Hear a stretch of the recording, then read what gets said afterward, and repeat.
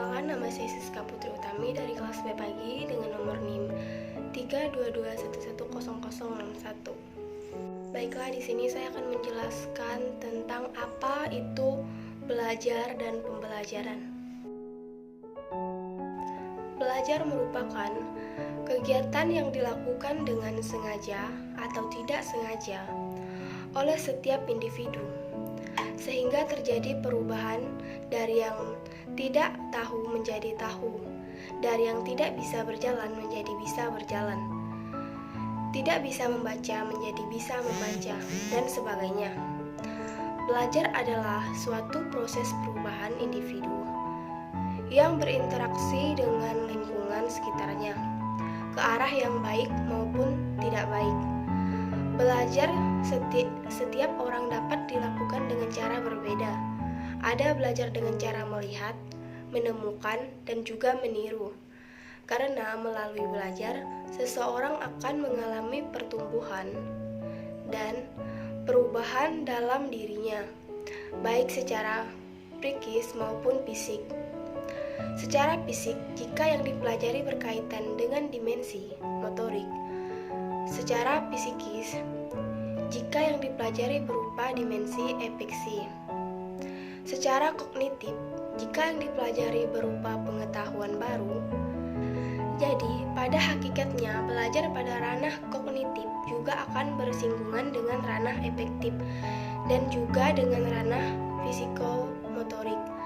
Ketiga ranah ini saling berhubungan satu sama lainnya.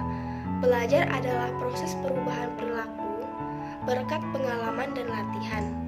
Artinya, tujuan belajar adalah perubahan tingkah laku yang baik menyangkut pengetahuan, keterampilan, maupun sikap, bahkan meliputi segenap aspek organisme atau pribadi. Kegiatan belajar mengajar seperti mengorganisasi pengalaman belajar, mengolah kegiatan belajar, mengajar, menilai, proses dan hasil belajar, semua termasuk tanggung jawab guru. Pembelajaran berarti kegiatan belajar yang dilakukan oleh pembelajar dan guru. Proses belajar menjadi satu sistem dalam pembelajaran. Sistem pembelajaran terdiri dari beberapa komponen yang saling berinteraksi hingga diperoleh interaksi yang efektif. Menurut Dick dan Carey menjelaskan komponen dalam sistem pembelajaran adalah pembelajar, instruktur atau guru, bahan pembelajaran dan lingkungan pembelajaran.